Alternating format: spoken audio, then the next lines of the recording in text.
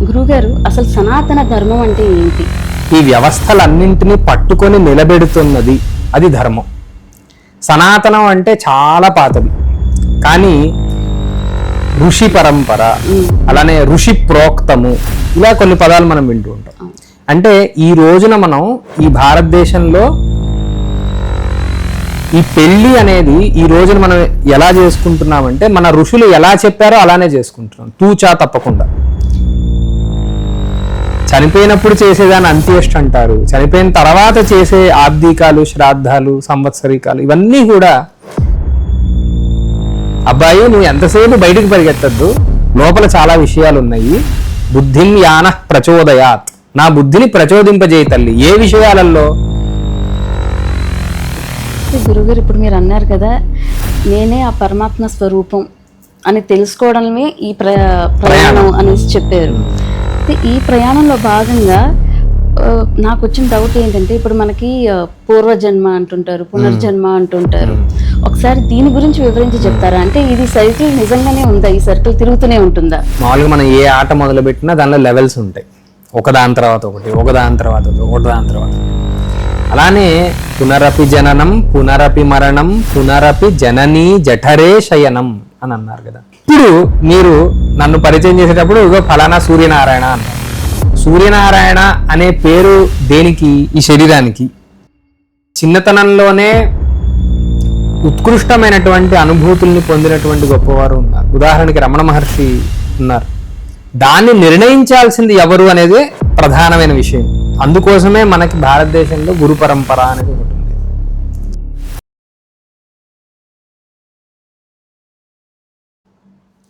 శ్రీ గురుభ్యో నమః, శ్రీమాత్రే నమః.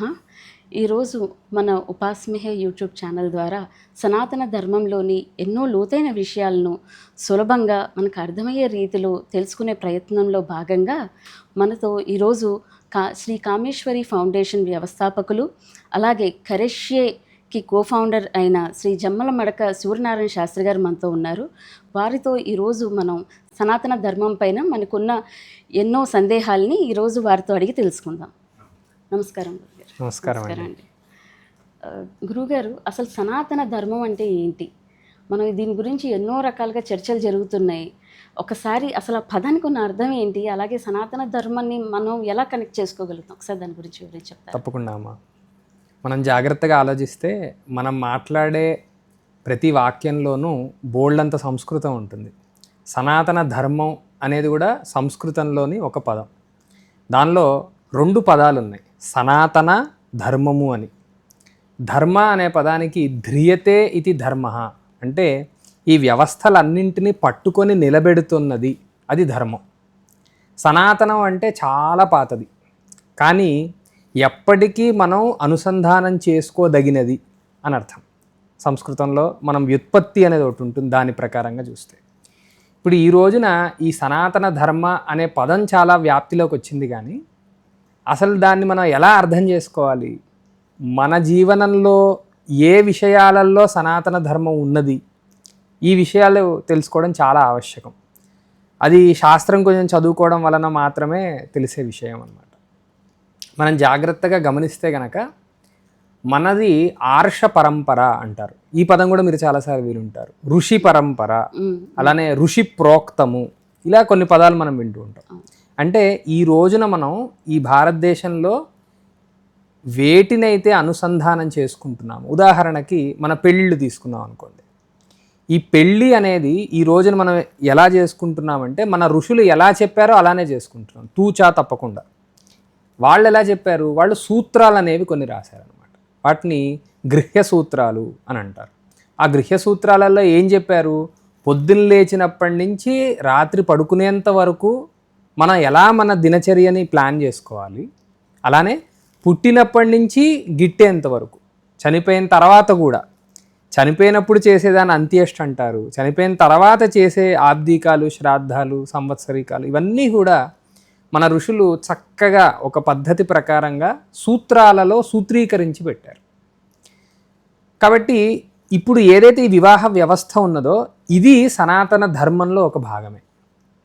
అలానే మనం ఇందాక అనుకున్నట్లుగా బాల్యం నుండి వృద్ధాప్యం వరకు రకరకాల ఫేజెస్లో బ్రహ్మచర్యము అని ఒక ఆశ్రమము, గార్హస్థ్యము అని ఒక ఆశ్రమము, వానప్రస్థము అని ఒక ఆశ్రమము, సన్యాసము అని ఒక ఆశ్రమము, వీటిని కల్పించారు. ఇప్పుడు ఆశ్రమం అనగానే ఒక పెద్ద కుటీరం ఉంటుంది, దానిలో ఒకటే రూమ్ ఉంటుంది, అది మట్టి గోడలై ఉంటాయి, ఇలాగ మనకి ఊహ వచ్చేస్తూ ఉంటుంది. కానీ ఆశ్రమం అనే దానికి అది మాత్రమే అర్థం కాదు, ఆధారభూతమయ్యేది అని అర్థం అన్నమాట. అంటే ఈ బ్రహ్మచర్యంలో ఆ పిల్లవాడు తన ఇంద్రియాలకి లోను కాకుండా, అంటే ఇంద్రియాలు ఎప్పటికీ కూడా మనుషుల్ని బయటకే అట్రాక్ట్ చేసేస్తూ ఉంటాయి.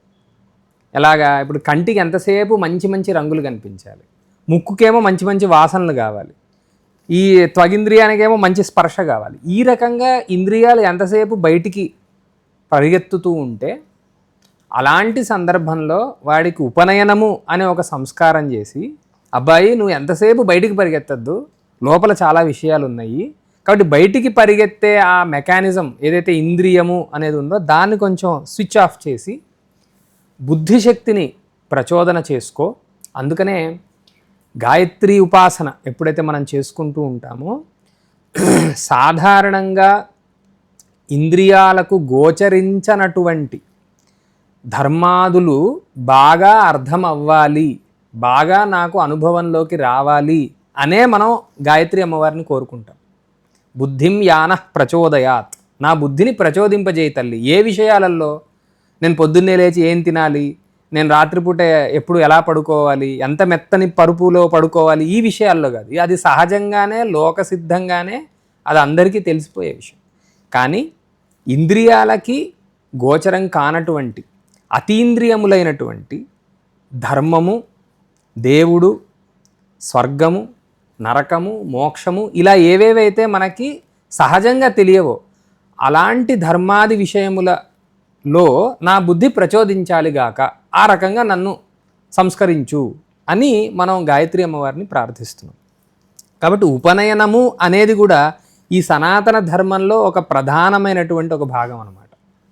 అంటే సనాతన ధర్మం యొక్క లక్ష్యం ఏమిటి అని ఒక్కసారి మనం జాగ్రత్తగా ఆలోచిస్తే, పుట్టినటువంటి ప్రతి జీవుడు ఎవరి వల్లనో పుట్టింపబడ్డవాడే. మామూలుగా మనం ఆలోచిస్తే ఒక పిల్లవాడు పుట్టడానికి తల్లిదండ్రులు కావాలి అని అనుకుంటాం. మరి ఆ తల్లిదండ్రులు కావాలంటే ఏం కావాలి, వాళ్ళకు ఇంకో తల్లిదండ్రులు కావాలి. ఇలా మనం వెళ్తే ఎక్కడో ఒక చిట్ట చివరి చోట మన బుద్ధి ఆగిపోతుంది. ఆ మొదటి తల్లిదండ్రులు ఎవరు అనే దగ్గర ఆగిపోవచ్చు.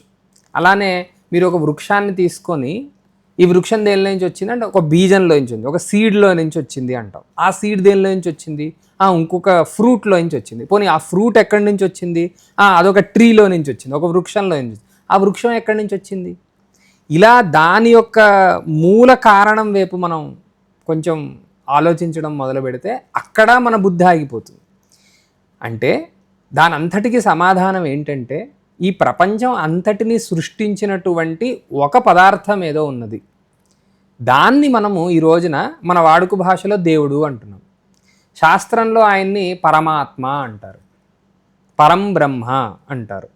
అదే మనం కొంచెం పురాణాలలోకి, ఆగమాలలోకి వెళ్తే అదే పరమాత్మకి పరాశక్తి అనే పేరు రావచ్చు, అదే పరమాత్మకి పరమేశ్వరుడు అనే పేరు రావచ్చు, అదే పరమాత్మకి విష్ణుదేవుడు అనే పేరు రావచ్చు. కాబట్టి ఒకే మూల శక్తికి రకరకాలైనటువంటి పేర్లు వచ్చాయి. ఆ పరమాత్మనే ఈ సృష్టిని అంతటినీ చేశాడు. అన్నిటినీ సృష్టించింది ఆయనే. ఎందుకు సృష్టించాడు అంటే, అది ఒక ఆట అని మనం అనుకోవచ్చు. అది ఆయన లీల. ఆయనలో నుంచే ఉద్భవించినటువంటిదే ఈ ప్రపంచం అంతా. ఆ బ్రహ్మాండంలో నుంచే ఈ పిండాండాలన్నీ కూడా బయటకు వచ్చాయి. మరి ఈ ఆట, ప్రతి ఆటలో కూడా ఒక తారాస్థాయి ఒకటి ఉంటుంది. ఎందుకు? ఆటలు అన్ని ఆటలు కూడా ఒక రసాన్ని ఉత్పత్తి చేయడం కోసమే కదా. కాబట్టి ఈ ఆటలో రసం ఏమిటి అని అంటే, నేను తయారు చేసినటువంటి పిండాండాలు నాలో నుంచే వచ్చాయి అని ఎప్పుడు అవి తెలుసుకుంటాయి. ఇది దాని యొక్క తారాస్థాయి అన్నమాట. దీన్ని మనం కొంచెం పారిభాషికంగా అంటే టెక్నికల్గా చెప్పుకోవాలంటే, వీడు ఎప్పుడు ముక్తుడవుతాడు, వీడికి ఎప్పుడు మోక్షం వస్తుంది, ఇవన్నీ నాలో నుంచే వచ్చాయి కదా. కానీ నాలో నుంచి వచ్చి కూడా వాడు మర్చిపోయాడు. ఏమని మర్చిపోయాడు? తత్త్వం అసి అనే విషయాన్ని మర్చిపోయాడు. తత్త్వం అసిలో మళ్ళీ 3 పదాలు ఉన్నాయి. తత్, త్వం, అసి అని. తత్ అంటే ఆ పరబ్రహ్మ, త్వం అంటే నువ్వు, అసి అంటే అగుచున్నావు అని అర్థం. అంటే ఈ ప్రపంచం అంతటినీ ఏదైతే సృష్టించిందో అదే నువ్వు, అంతకంటే నువ్వు ఏదీ కాదు. అది కాకుండా ఇక్కడేం లేదు.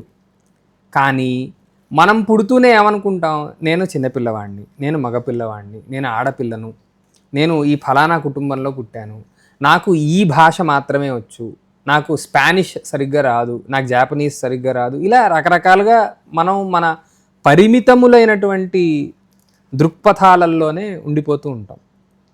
కానీ ఆ ఆట ఎప్పుడు ఆగుతుంది అంటే ఈ పిండాండమే ఆ బ్రహ్మాండము అని ఈ జీవుడు ఎప్పుడైతే అనుభవంలోకి తెచ్చుకోగలుగుతాడో అంతవరకు ఆయన అలా చూస్తూ ఉంటాడు.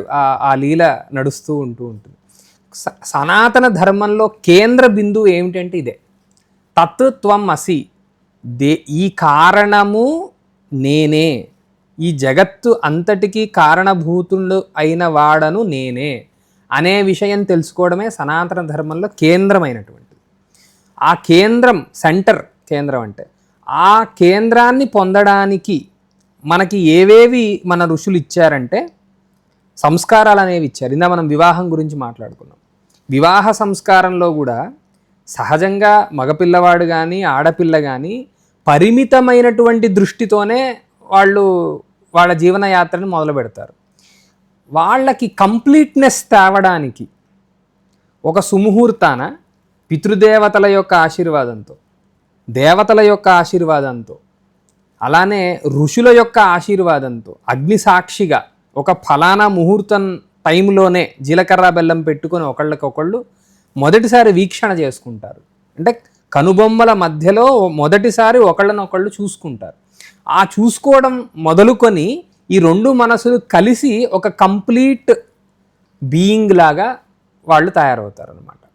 ఇది ఇందా మనం చెప్పుకున్నటువంటి ఆ సనాతన ధర్మం యొక్క కేంద్రం ఏదైతే ఉన్నదో ఆ కేంద్రం వైపు వెళ్ళడానికి ఒక కోఆర్డినేట్ లాంటిది అనమాట. అంటే మనం ఇప్పుడు మామూలుగా గూగుల్లో వాటిల్లో లొకేషన్ పెట్టుకుంటున్నాం కదా, లొకేషన్ మనం ట్యాప్ చేయంగానే అది చెప్తుంది, ఇగో నువ్వు 30 నిమిషాల దూరంలో ఉన్నావు, నువ్వు ఒక 5 నిమిషాలు స్ట్రైట్గా వెళ్ళి తర్వాత లెఫ్ట్ తీసుకో, అక్కడ మళ్ళీ స్ట్రైట్ వెళ్ళు. ఇలా అది ఎలాగైతే మనల్ని గైడ్ చేస్తోందో అలాగా ఋషులు మనం పుట్టినప్పటి నుంచి చనిపోయేంత వరకు మనకి గైడెన్స్ ఇవ్వడానికి ఆ సంస్కారాలు అనే వాటిని తయారు చేశారనమాట. ఆ సంస్కారం మనల్ని అలా గైడ్ చేస్తూ ఉంటుంది.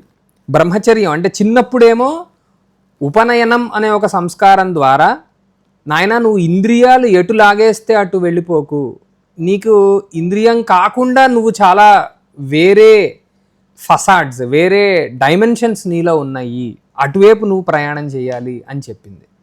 అలా కొంచెం ముందరకెళ్తే వివాహం, ఇంకొంచెం ముందరకెళ్తే ఇంకోటి. ఆ రకంగా సంస్కారాలు అనేవి మనకు ఒక కోఆర్డినేట్స్ లాగా మనల్ని గైడ్ చేస్తూ ఉండగా, సీజనల్ చేంజ్ అయిన ప్రతిసారి కూడా మళ్ళా మనల్ని రీఓరియంట్ చేయడానికి మనకి బోల్డ్ అని పండగలు. సరిగ్గా గమనిస్తే ప్రతిరోజు మనల్ని ఆ సనాతన ధర్మం యొక్క కేంద్రంలో నిలపడానికి ఏదో ఒకటి వస్తూనే ఉంటుంది. ఉదాహరణకి మనం భారతదేశంలో సత్యనారాయణ స్వామి వ్రతం అందరం చేసుకుంటాం. ఏ శుభకార్యం ఇంట్లో జరిగినా కూడా సత్యనారాయణ స్వామి వ్రతం లేకుండా అవ్వదు. కానీ విచిత్రం ఏంటంటే శైవులు కూడా సత్యనారాయణ స్వామి వ్రతం చేసుకుంటారు, శాక్తేయులు కూడా చేసుకుంటారు, గాణాపత్యులు కూడా చేసుకుంటారు. భ్రమ ఏంటంటే నారాయణ అనే పదం ఉంది కాబట్టి ఇది ఈయన విష్ణుదేవుడు మాత్రమే అనే ఒక భ్రమ. అక్కడ వ్యుత్పత్తి చూస్తే నరాణాం అయనం ఇది నారాయణ అంటే నరులు అనగా జీవులు అనగా కర్మ అధీన స్థితిలో ఎవరైతే జన్మని పొందారో వాళ్ళందరికీ కూడా పరమావధి ఎవరయ్యా అంటే నారాయణుడు. కాబట్టి ఈ నారాయణుడు అనే పేరు కేవలం విష్ణుదేవుడికే కాదు, విష్ణుదేవుడు నారాయణుడే. కానీ సత్యనారాయణ స్వామి వ్రతంలో ప్రధానంగా చెప్పాలనుకున్నటువంటి తత్వం ఏమిటంటే పరమాత్మని గురించి అనమాట. మనకి పురుష సూక్తము అని ఒక సూక్తం ఉంది, చాలా ప్రసిద్ధమైంది. ఆ పురుష సూక్తంలో ఏదైతే పరమాత్మ చెప్పబడ్డాడో ఆ పరమాత్మను గురించి ప్రతి మంచి సంఘటన ఇంట్లో జరిగిన ప్రతిసారి అరే అబ్బాయి మనం ఆ సత్యంతో రిలేట్ అవ్వాలి. సత్యము అంటే ఏంటి? నిజము అనుకుంటాం మనం. కానీ సత్యం అనే దానికి అర్థం ఏంటంటే ఎప్పటికీ మారనిది, ఎప్పటికీ మారకుండా ఉండేదే సత్యం. ఎప్పటికప్పుడు మారిపోతూ ఉండేది సత్యం కాదు, అది అసత్యం. కాబట్టి ఎప్పటికీ మారకుండా ఉండిపోయేది ఎవరు అంటే మళ్ళీ ఆ పరమాత్మనే. ఇలా మనం అనుకున్నాం కదా, ఆ సనాతన ధర్మంలో కేంద్ర బిందువు ఆయన మాత్రమే. కాబట్టి ఆయనని పొందడానికి ప్రతి మంచి సంఘటన జరిగినప్పుడు మనల్ని మనం రీఓరియంట్ చేసుకోవడానికి ఆ వ్రతాలు వచ్చాయి.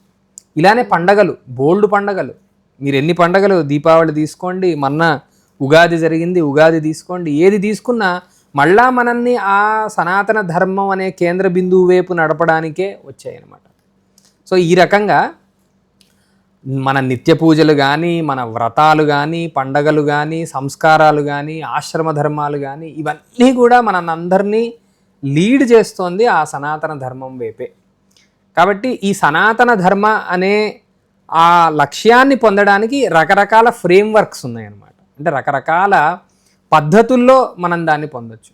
ఏ ఒక్క పద్ధతిని మనం సరిగ్గా అవలంబించినా అక్కడికి చేరుతాం. ఎలాగైతే ఇప్పుడు హైదరాబాద్కి రావాలనుకోండి, ఒక్క మార్గమే లేదుగా, రకరకాల మార్గాలు ఉన్నాయి. ఏ ఒక్క మార్గాన్ని మనం తప్పు లేకుండా అవలంబించినా మనం హైదరాబాద్కి వచ్చేస్తాం. అలానే ఈ పండగలనండి, సంస్కారాలనండి, ఇవన్నీ కూడా.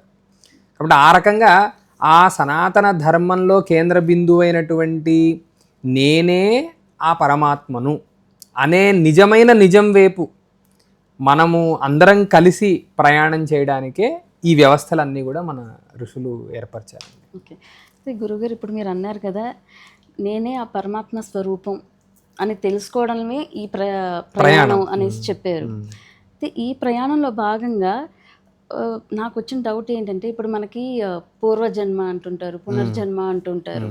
ఒకసారి దీని గురించి వివరించి చెప్తారా? అంటే ఇది సర్కిల్ నిజంగానే ఉందా? ఈ సర్కిల్ తిరుగుతూనే ఉంటుందా? ఒకసారి దాని గురించి చెప్తారా? తప్పకుండా అండి. ఇందా మనం ఆట అనుకున్నాం కదా, మామూలుగా మనం ఏ ఆట మొదలుపెట్టినా దానిలో లెవెల్స్ ఉంటాయి, ఒకదాని తర్వాత ఒకటి, ఒకదాని తర్వాత ఒకదాని తర్వాత ఒకటి. అలానే ఈ చక్రం కూడా అలా తిరుగుతూనే ఉంటుంది.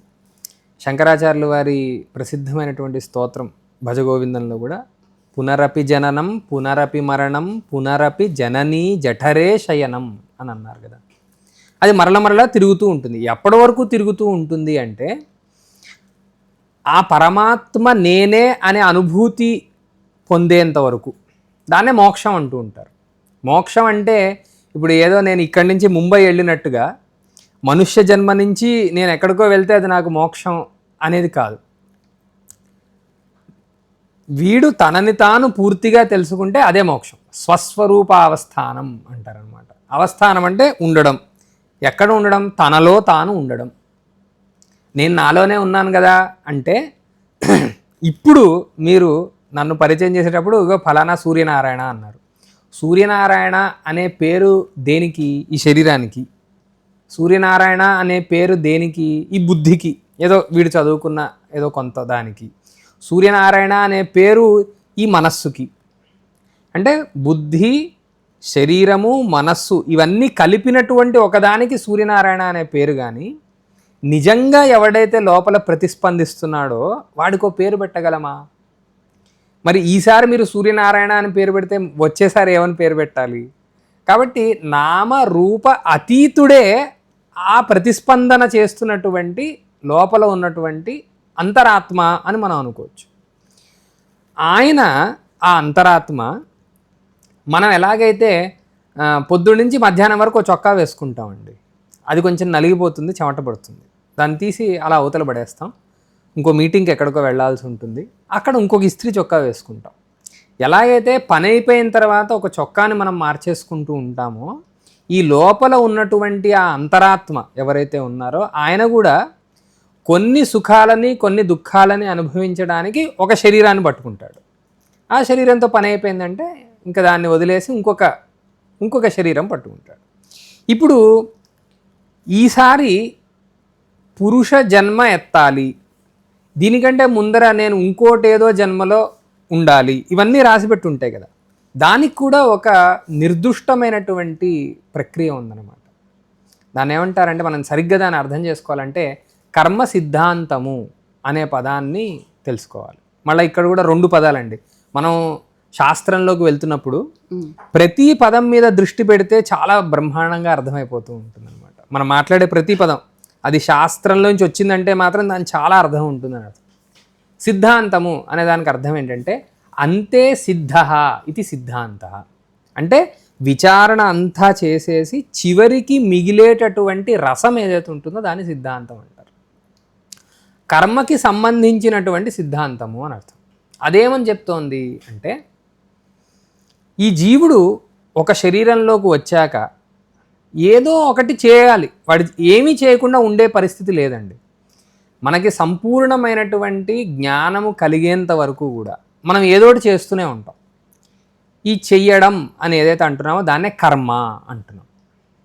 నా కర్మరా అని మనం తెలుగులో అంటూ ఉంటాం కదా, అది కొంచెం ఏమనాలి, సరిగ్గా ఉపయోగించనటువంటి ఒక పదం అనమాట. అది అర్థం కాక నా కర్మరా అనుకుంటూ ఉంటాం. కానీ నిజానికి అది కర్మ కాదు, కర్మ కాదు, అది లేనే లేదు అక్కడ, కర్మ అని మాత్రమే ఉంది. కర్మ అంటే ఒక పని, ఏ పని చేసినా సరే దానికి నెగిటివ్ కానీ పాజిటివ్ కానీ ఏదో ఒకటి దానివల్ల ఫలితం ఉండి తీరాలి. కర్మ యొక్క నెగిటివ్ షేడ్ లేకపోతే నెగిటివ్ డైమెన్షన్ని మనం పాపం అంటున్నాం. కర్మ యొక్క పాజిటివ్ డైమెన్షన్ని మనం పుణ్యం అంటున్నాం. ఈ నెగిటివ్ పాజిటివ్ అని ఎందుకు అంటున్నానంటే, సుఖము దుఃఖము అని 2 ఉన్నాయి కాబట్టి. దుఃఖం అనేది ఏమిటి, పుట్టినటువంటి ప్రతి ఒక్కడు కూడా నాకు వద్దు అనుకునేదాన్ని దుఃఖం అంటారు. జన్మించినటువంటి ప్రతి జీవి కూడా నాకు కావాలి అని దేన్నైతే అనుకుంటారో దాన్ని సుఖం అంటారు. ఈ సుఖము దుఃఖము యొక్క మేళవింపు, కలయిక, కాంబినేషన్ ఏదైతుందో అదే జన్మ. సుఖాలు దుఃఖాలు, మనకి నిరంతరంగా సుఖము ఉండదు, నిరంతరంగా దుఃఖము ఉండదు మనుష్య జన్మలో.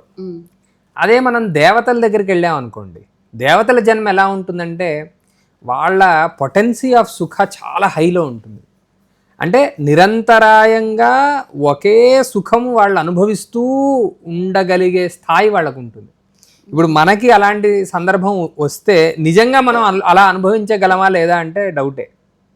కంటిన్యూస్గా సుఖమే ఉంది అంటే మనం దాన్ని నిజంగా నమ్మగలమా, దాన్ని ఆస్వాదించగలమా తెలియదు.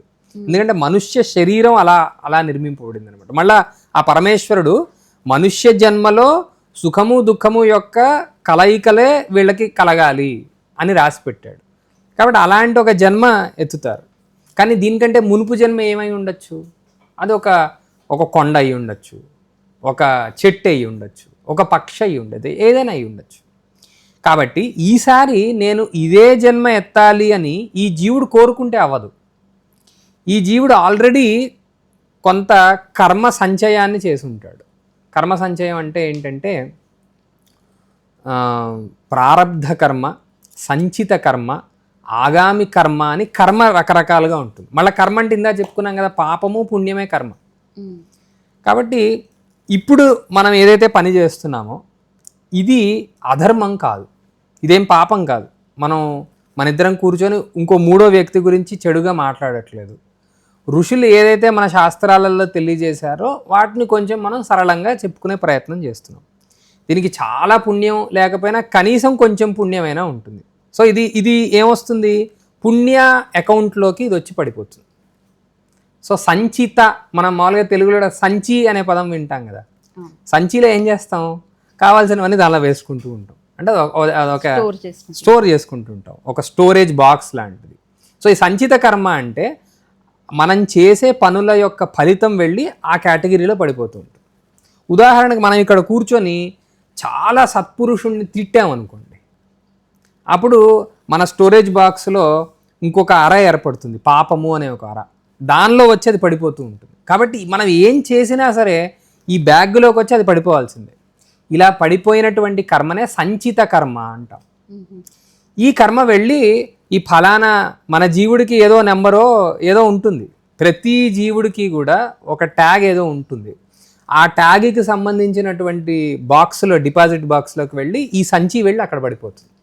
ఇలా మనం జన్మలుగా చేసుకున్నటువంటి సంచీలన్నీ అక్కడ రెడీగా ఉన్నాయి. ఈ అన్ని సంచీల్లో ఏదైతే జెస్టేషన్ పీరియడ్ అయిపోయి, జెస్టేషన్ పీరియడ్ అంటే ప్రతిదానికి ఒక జెస్టేషన్ పీరియడ్ ఉంటుంది. ఫర్ ఎగ్జాంపుల్ మనం హ్యూమన్ బీయింగ్స్ మనుషుల్ని తీసుకున్నాం అనుకోండి, 9 months అనేది జెస్టేషన్ పీరియడ్. అలా ఎలిఫెంట్స్ తీసుకుంటే దానికి ఇంకా కొంచెం ఎక్కువ సేపు ఉంటుంది. అలా మనం కోళ్ళని తీసుకున్నాం అనుకోండి, కొంచెం తక్కువ ఉంటుంది. ఇలా ప్రతిదానికి ఒక జెస్టేషన్ పీరియడ్ ఉంటుంది. మనం తెలుగులో కూడా వీడి పాపం పండిందిరా అంటాం కదా. పండడం అంటే ఏం కాదు, ఆ పాపం యొక్క ఫలితాన్ని అనుభవించడానికి అది కరెక్ట్ సమయం అని అర్థం అనమాట. సో ఆ జెస్టేషన్ పీరియడ్ ఏ సంచికి అయితే ఉంటుందో, ఏదైతే ప్రబలం అంటాం అనమాట శాస్త్రంలో, అంటే చాలా బలవంతంగా నేను ఇంక బయటకు వచ్చేయాలి, నా ఫలితాలన్నీ నేను వీడికి ఇచ్చేయాలి అనేది తహతహలాడిపోతూ ఉంటుందో, ఆ సంచికి సంబంధించినటువంటి జన్మని మనం ఎత్తుతాం అనమాట. కాబట్టి మునుపు ఇప్పుడు మనం మనుషులుగా ఉన్నాం కాబట్టి ఈ మనుష్య జన్మ తీసుకునే మునుపు మన సంచీల ఆ డిపాజిట్ బాక్స్లో ఆ ఫలానా సంచి, మనుష్య జన్మకు సంబంధించిన సంచి బాగా ఉబలాటపడి మనల్ని మనుషులుగా పుట్టించింది. కాబట్టి మనం ఈ పుట్టంగానే ఏం చేస్తాము, ఆ సంచిలో ఉన్న పాపాలు పుణ్యాలు ఏవైతే ఉన్నాయో వాటిని అదే క్రమంలో దానికి ఒక క్రమం ఏర్పడుతుంది.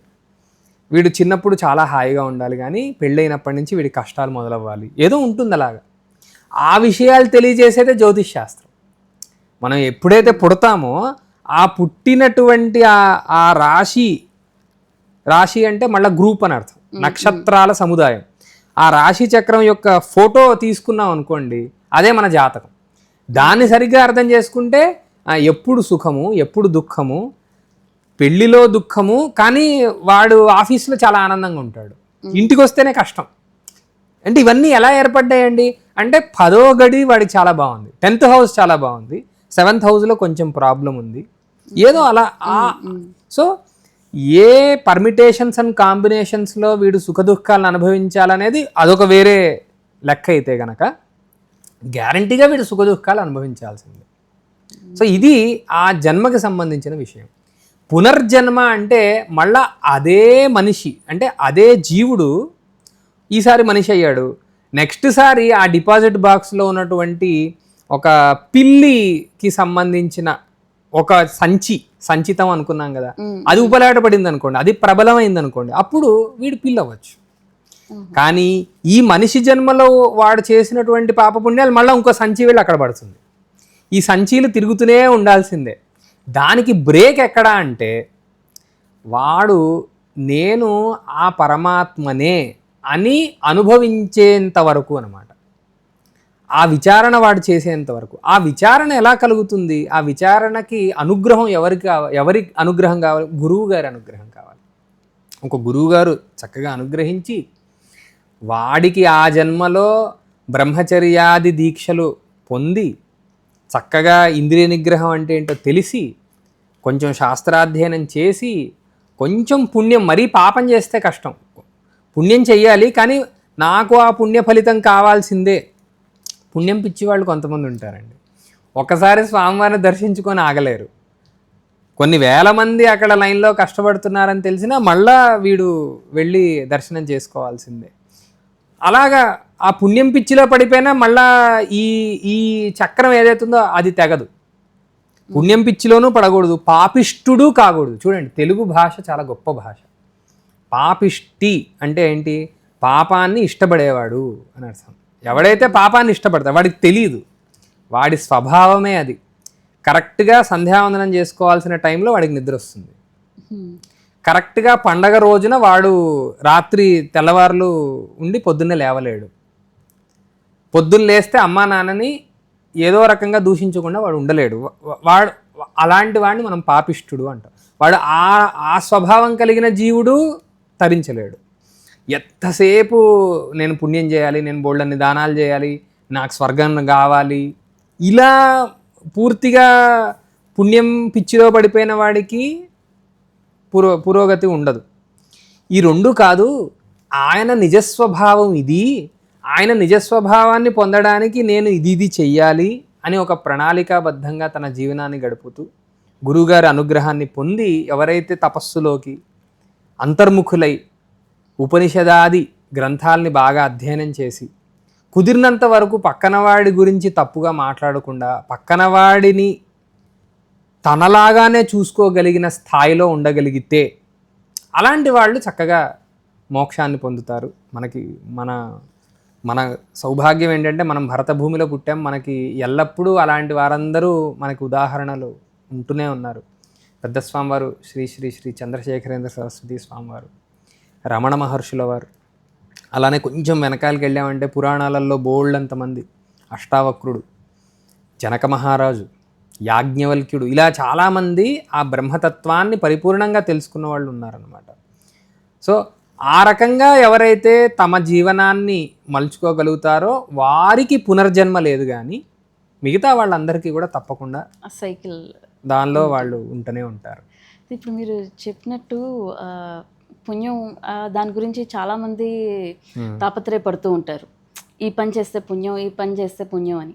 ఇప్పుడు మీరు ఇందాక మాటలో చెప్పినట్టు ఏంటంటే దేవతలు వాళ్ళు ఏంటంటే నిరంతరం వాళ్ళు ఆ సుఖాల్ని ఎక్కువ టైం ఫ్రేమ్ వరకు అనుభవిస్తారు. ఆ విధంగా చూసుకుంటే ఇప్పుడు మనకి స్వర్గంలో ఉన్న వాళ్ళు ఎక్కువ ఈ సుఖాలను అనుభవిస్తారు, పాపం చేసుకున్న వాళ్ళు నరకం ఉంటుంది. అయితే ఇప్పుడు ఒక మనిషి గృహస్థాశ్రమంలో ఉన్న ఒక మనిషి అసలు మోక్షం వైపు నడవగలరంటారా ఇప్పుడున్న ఈ కాలంలో? ఎందుకంటే దానం ఈక్వల్స్ టు మళ్ళీ పుణ్యం, అది ఈక్వల్స్ టు స్వర్గం, ఇదే జర్నీ నడుస్తుంది. అసలు గృహస్థాశ్రమంలో ఉండి మోక్ష మార్గం వైపు గృహస్థాశ్రమాన్ని వదిలిపెట్టకుండా ఆ ధర్మాల్ని నిలబెట్టుకుంటూ అలాగే ఈ మోక్ష మార్గం వైపు ఎలా నడవగలరంటారు? చాలా దీనిలో layers of questions, layers of answers ఉన్నాయండి. దీనిలో మొదట ఏంటంటే పాపానికి ఫలితం ఏమిటంటే దుఃఖం అండి. అంటే నాకు వద్దు అని దేన్నైతే మనం అనుకుంటాం అదే దుఃఖం. నాకు ఎంతసేపటికి ఇది మరింత కావాలి అని దేన్నైతే అనుకుంటామో దాన్ని సుఖం అనుకుంటాం. కాబట్టి ఈ జీవితంలో బోల్డన్ని దుఃఖాలు వస్తూనే ఉంటాయి, బోల్డన్ని సుఖాలు వస్తూనే ఉంటాయి. ఎందుకంటే మనం వాటికి సంబంధించిన పాపాలు, వాటికి సంబంధించిన పుణ్యాలు చేసేసుకున్నాం కాబట్టి. గార్హస్థ్యం అంటే గృహస్థ ఆశ్రమంలో ఉన్నవాడిని వాడు చేసే పనిని గార్హస్థ్యం అంటాం అన్నమాట. ఇలా మనం వివాహం గురించి మాట్లాడుకున్నాం కదా. సహజంగా మనం పరిమితులమై అంటే అన్నీ తెలిసిన వాళ్ళం కాకుండా ఈ ప్రపంచం యొక్క కొన్ని భాగాలే తెలిసిన వాళ్ళంగా వస్తూ ఉంటాం. మనకి పెళ్ళి అయ్యేంత వరకు కూడా మన ఇంటికి ఎవరైనా వస్తే మనం ఎలా వాళ్ళతో మెలగాలి, వాళ్ళకి కావాల్సినవి ఎలా మనం చూడాలి, ఇంకొకటి రెస్పాన్సిబిలిటీ మనం ఎలా తీసుకోవాలి, ఇవన్నీ మనకు తెలియవు. ఇవన్నీ మనకు తెలియనంతసేపు మన దృష్టి కేవలము మన మీదే ఉంటుంది. అంటే మన ప్రపంచం అంతా మన చుట్టూతోనే తిరుగుతూ ఉంటుంది. నేను ఇంకొంచెం ఎక్కువసేపు పడుకుంటే చాలా బాగుంటుంది, నేను రేపు పొద్దున ఈ ఫలానా కూర తింటే బాగుంటుంది, నేను ఈ డ్రెస్ వేసుకుంటే బాగుంటుంది, ఎంతసేపు నేను నేను నేను. మనం జాగ్రత్తగా ఆ సనాతన ధర్మం యొక్క కేంద్ర బిందువు గురించి ఆలోచించామనుకోండి, ఆ లక్ష్యానికి ఈ నేను నేను నేను అని మిగిలిపోయేవాడు చాలా దూరంగా ఉంటాడు. వాడు నిజంగా దాని అసలు అర్థమే చేసుకోలేడు. ఈ ప్రపంచం అంతా కూడా ఇంటర్ కనెక్టెడ్. ఈ ప్రపంచం అంతటినీ సృష్టించింది ఒకటే, నడిపించేది ఒకే పదార్థము. నేను ఆ నడిపిస్తున్నటువంటి దాని యొక్క భాగాన్నే అనేంత స్థాయి వాడికి రాదు. ఎంతసేపు వాడి గురించి ఆలోచిస్తుంటాడు. కానీ వన్స్ ఈ సంస్కారం అయ్యిందనుకోండి, వీడి గృహంలోకి ఇంకొక చక్కటి అమ్మాయి వస్తుంది. ఆ అమ్మాయి తన సంస్కారాలను కూడా తీసుకొని వస్తుంది. అమ్మాయితో పాటు సొసైటల్ ఏమనాలి రెస్పాన్సిబిలిటీస్ వస్తాయి, ఎక్స్పెక్టేషన్స్ వస్తాయి.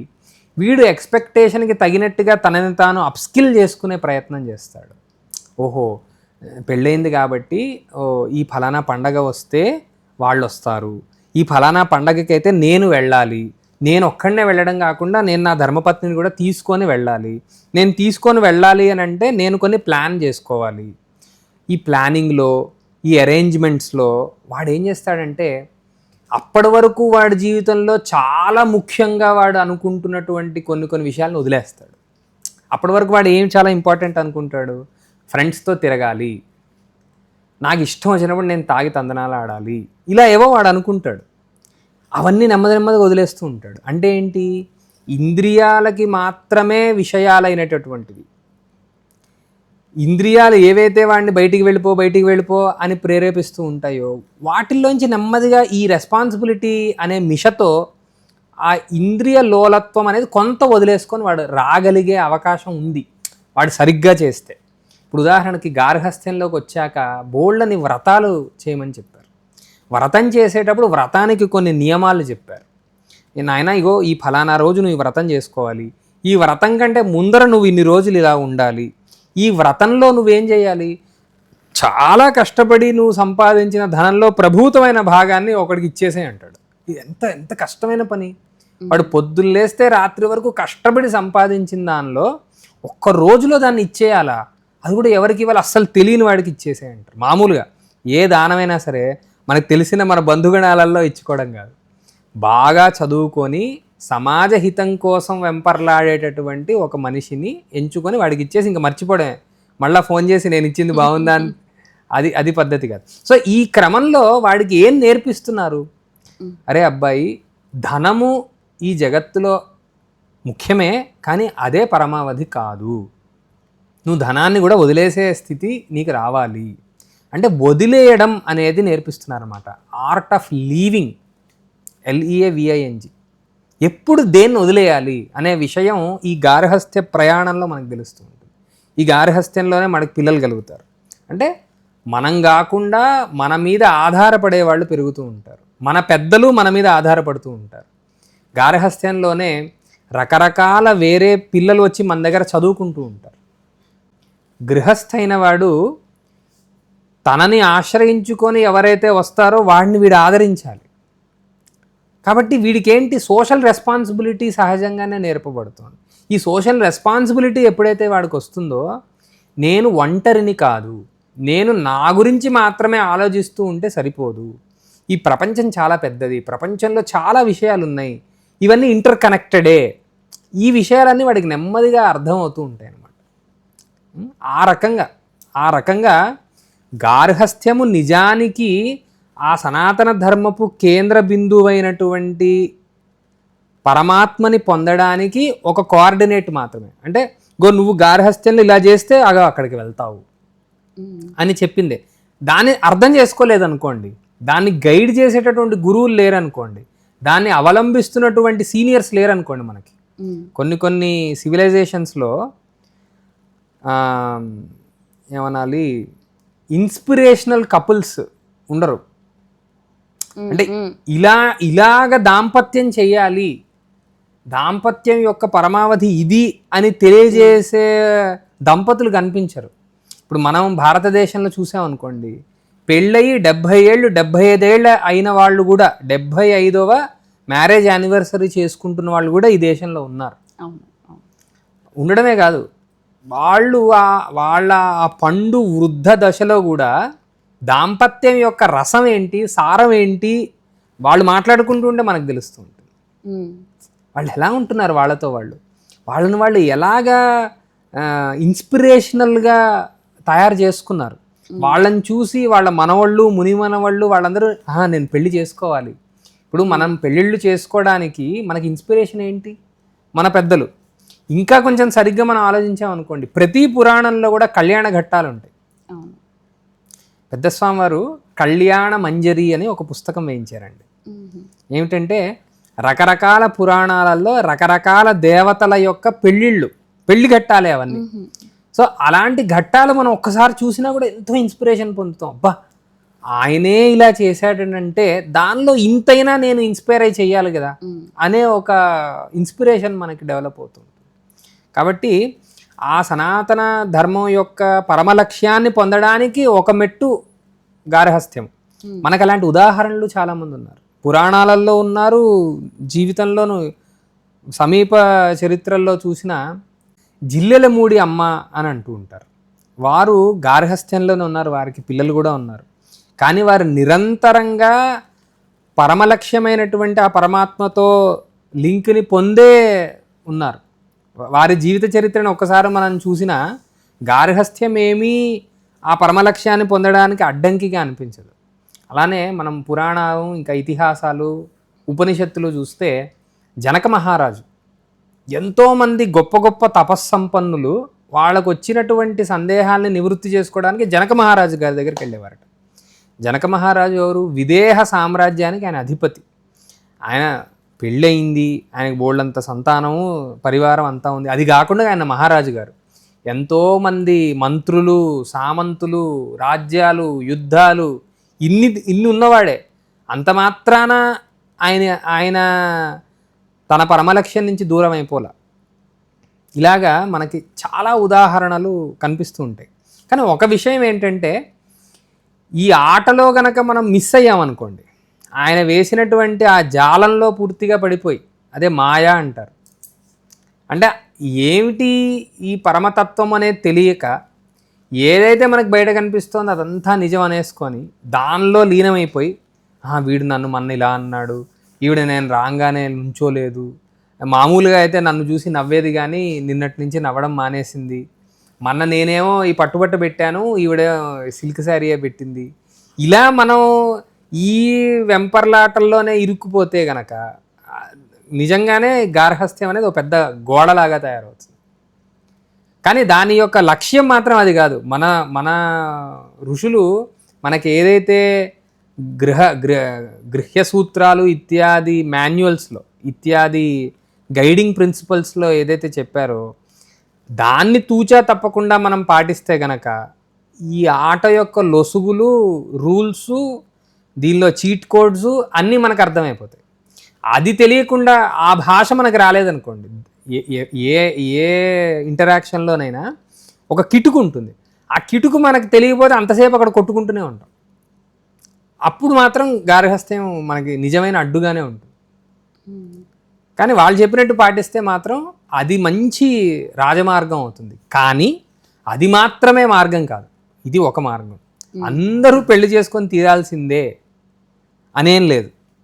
కొందరు పెళ్ళికి అనర్హులండి, వాళ్ళకి పెళ్లి ద్వారానే పరమలక్ష్యం వాళ్ళు పొందుతారనేం లేదు. ఇది ఎలా తెలుస్తుంది అంటే వాడి స్వభావాన్ని జాగ్రత్తగా అర్థం చేసుకుంటే తెలుస్తుంది.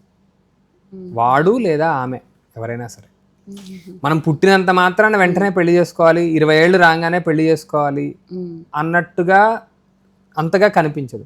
ఇప్పుడు కొందరు ఉంటారండి, పుట్టంగానే వాడికి వైరాగ్యమే ఉంది, అంటే విరక్తి, ఏమిటి ఈ ప్రపంచం, ఏమిటి గోల, వీళ్ళు ఒకడు అధికారిట, వాడేదో అనుమతిస్తేనే వీడి పని చేయాలట, వాడేదో ఉద్యోగం ఇస్తేనే డబ్బులు వస్తాయి, ఈ డబ్బులు ఉంటేనే అదేదో చెయ్యాలి, బయటికి అందరూ నవ్వుతూ మాట్లాడతారు కానీ లోపలికి వెళ్ళి అందరూ ఒకడి గురించి ఒకటి తిట్టుకుంటూనే ఉంటారు. ఏమిటి ఇదంతా గోల, నాకు ఇదంతా వద్దు అనేలా చిన్నప్పటి నుంచే అలాంటి వైరాగ్య భావనలో ఉండేవాళ్ళు ఉంటారు. చిన్నతనంలోనే ఉత్కృష్టమైనటువంటి అనుభూతుల్ని పొందినటువంటి గొప్పవారు ఉన్నారు. ఉదాహరణకి రమణ మహర్షి ఉన్నారు. వారు 13వ ఏటో ఇంకా దానికంటే ముందర నుంచోనో వారు అలా కూర్చుంటే గంటలు గంటలు సమాధిలోకి వెళ్ళిపోతూ ఉండేవారట. ఇప్పుడు వారిని 27వ ఏట వచ్చింది కాబట్టి ఈయన పెళ్లి చేసుకోవాలి అని అదేదో రాజ్యంలో ఏదో రాజుగారు రూల్ పెట్టినట్టుగా ఎవరు కళ్ళజోడు పెట్టుకోకూడదు, లేకపోతే ఇళ్ళింటికి కూడా వైట్ కలరే వేసుకోవాలి. ఈ మధ్య ఏదో డాక్యుమెంటరీలో చూశాను, ఆ దేశంలో అందరూ వైట్ కార్లే వాడాలట. అంటే ఇప్పుడు అలాంటి రూల్స్గా మనం పెళ్ళి గ్యారంటీగా వీడు పెళ్లి చేసుకోవాలి అని పెడితే మాత్రం అందరికీ ఒక మార్గం కాదండి. కొందరికి బస్సు ప్రయాణం ఇష్టం, కొందరికి రైలు ప్రయాణం ఇష్టం, కొందరు ఫ్లైట్లలోనే వాళ్ళు ప్రయాణం చేస్తారు, అసలు కొందరు ఏ వాహనాలు ఎక్కరు, నడుచుకుంటూనే ప్రయాణం చేస్తారు. కాబట్టి ఎవడి స్వభావానికి అనుగుణమైనటువంటి ప్రయాణం వాళ్ళు చేస్తారు. దాన్ని నిర్ణయించాల్సింది ఎవరు అనేది ప్రధానమైన విషయం. అందుకోసమే మనకి భారతదేశంలో గురు పరంపర అనేది ఒకటి ఉంది. అదమ్మా. చాలా చాలా సంతోషం అండి. ఈరోజు మాకు సనాతన ధర్మం గురించి, అలాగే గృహస్థాశ్రమంలో ఉంటూ కూడా మోక్ష మార్గానికి మనం తెలుసుకునే మార్గాన్ని ఎంత సులువుగా పొందవచ్చు అనే విషయాల్ని చాలా చక్కగా చెప్పారండి. చాలా సంతోషం.